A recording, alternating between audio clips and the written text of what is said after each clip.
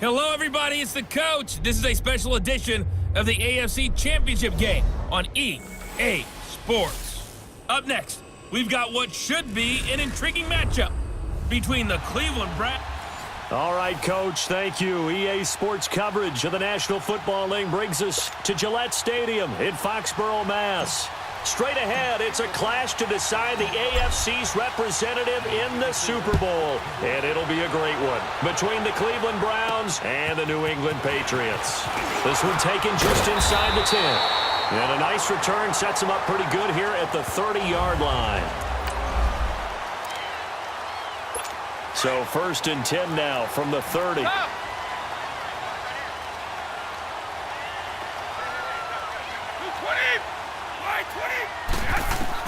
On 1st and 10, here's Brady. Now he'll dump it underneath to his running back, complete. And he'll get it out near the 40 to the 39. It's a 9-yard pickup on the line, and that'll make it 2nd and short.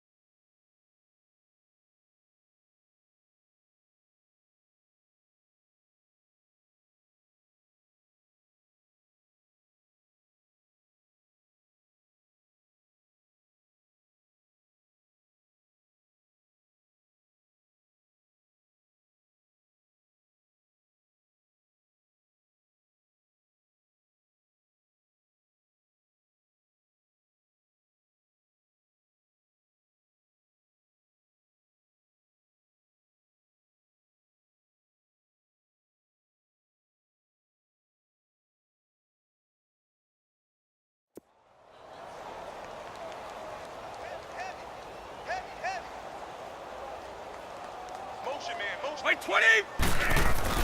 They go play action for White. Now it's Brady. Under a heavy rush, and down he goes. And, Charles, despite this list of key inactives that we see here, they've obviously still been pretty successful. Give everyone credit for this.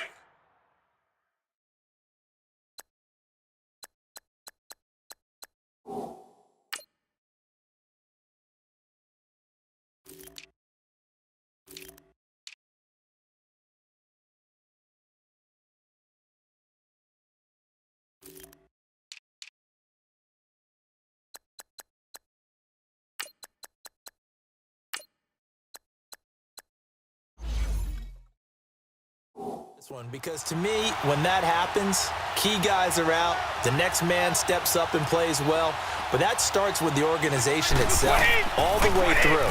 No excuses for guys being out, finding guys who are capable backups who can step up and play when they need them, and we've seen the results of that. This team knows how to work through things.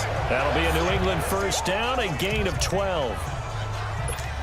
Let's give a little credit there. The offensive play caller sensed that the screen pass was available.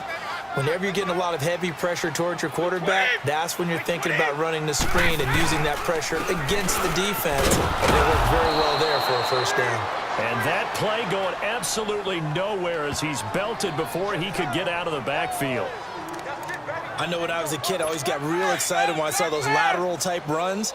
But the best backs that made it happen, they put a foot in the ground and just go. That didn't happen there. That play got swallowed up. Now a handoff looking right. Now White lost the football. And they have possession, and they have it at the 38-yard line. Thank goodness for heaters up here. And thank goodness I don't have to carry the football in this game. It's January. It's cold out there. Trying to clutch the football and absorb the hits, not easily done. Yeah, we saw a product of the elements right there. Here's Hilliard. And he'll lose yardage here. Back at the 41.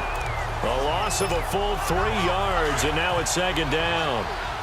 A quick observation, Brandon, because early on in this game, I'm seeing linebackers playing with their noses close to the line of scrimmage. And my guess is the wheels are turning on that other sideline. As a play caller, you're filing that away right now, aren't you? Yeah, you're trying to find that opportunity later on when you can play action them or stick something to them between the second and the third level. And a nice gain of 21 yards. I do believe we'll see a little bit more of this as this game progresses, because when you can have that type of a game in the middle of the defense, it hurts them in so many ways, because most teams like to be strong down the middle. And if you can sting them there, that'll open things up for you on the outside as well. But that's where their big tight end, is so good. That middle third, the seam routes, the end routes. Yeah, you're right. Probably see more of that. Yeah, it takes a lot of courage and fortitude to go in the middle as well, and he's got it. I think the last two plays really illustrate how difficult it is to game plan against this guy, because you know he can throw the football, but how about his use of legs as well? What we call those broken plays, you can't account for them. Yeah, those plays, those two that you just mentioned, a microcosm really of how he can hurt you. Now a throw to the end zone on first down, but it winds up incomplete. Another shot from the 9 on second and goal.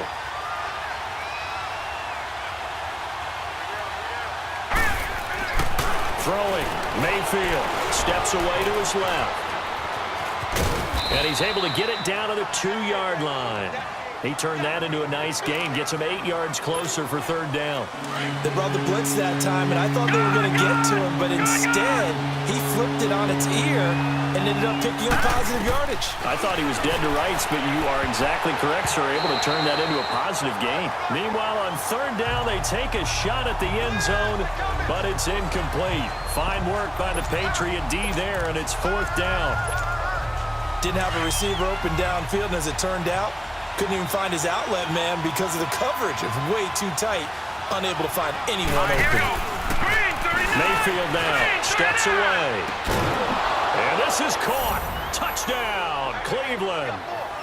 Jarvis Landry, a 2-yard touchdown grab. And the Browns have taken the early lead. Things could just not have started any better for them. They get the turnover, the football right away, able to capitalize on offense for 6. And we're talking about setting a tone in any game, right? The first points of a ball game. How about during the playoffs?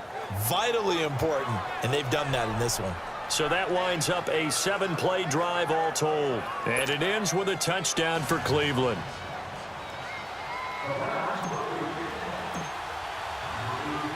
The kickoff team on the field now as they will send this one away. On the return, it's Kenyon Barner. And he'll take this across the 25, couple extra yards up to the 27-yard line. So the Patriots coming out now. And last time, not only the turnover, but that turned into 6 points. They got to make up for that here. You always hear about empty possessions, but some are worse than others. You can have an empty possession, pump the ball away, get yourself set to play defense, but when you turn it over, it changes momentum, and when they take it downfield and punch it in on you, that's a bad possession all the way around. Yeah, but you're hungry to get back out there, aren't you? You better be, because otherwise, it's going to be a long day for you. And they'll go on the ground. Oh, nice move. Room here to run. And all the way down to the 26. A big hitter. That one goes for 40 yards.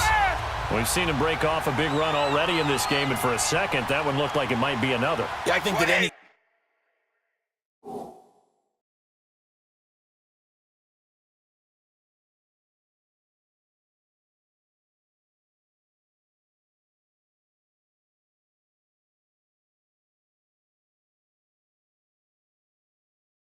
Defense would say, look, we can't let him get to the second level because sometimes he'll break off the big run on his own, but oftentimes you get additional blocking in the second level, which gets you deeper into the secondary.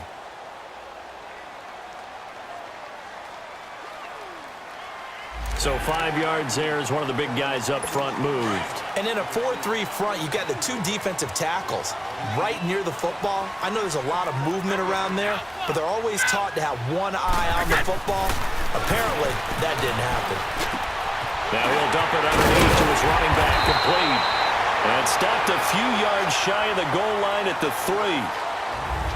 So we played a quarter here in the AFC Championship game. 7-0 is our score, and we'll return to Foxborough after this. 20! They'll run. This is White. And he's going to get this back to the 3-yard line and no further. They'll say no gain on the play, and it'll be 2nd and goal.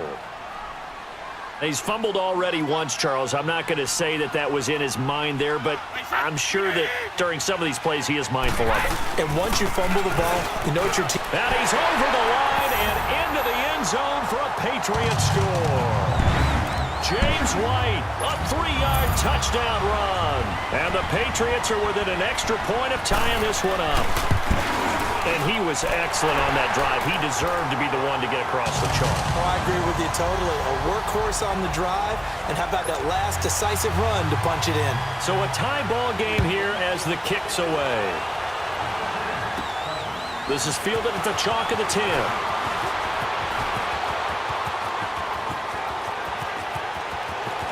And he's got daylight. It's a foot race.